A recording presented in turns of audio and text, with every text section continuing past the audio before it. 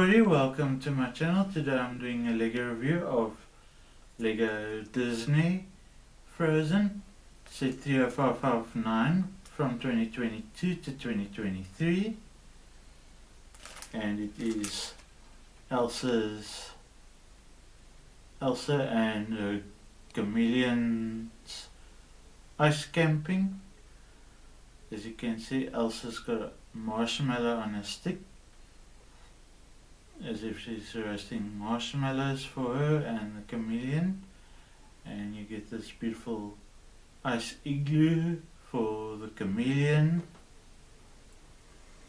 and there are ice crystals on the leaf and ice crystal on the igloo, and there's a flower on the top, and she has this beautiful blue chameleon. And of course she has a campfire,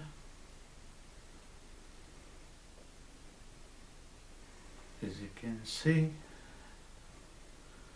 and I bought this in 2022 at Toys R Us in Port Elizabeth, South Africa, and it's beautiful for display. Thank you for watching this video. Please don't forget to like and subscribe to my channel, and please leave a comment in the comment box below, and please share the links to my videos, and I'll see you in the next video. Thank you. Bye.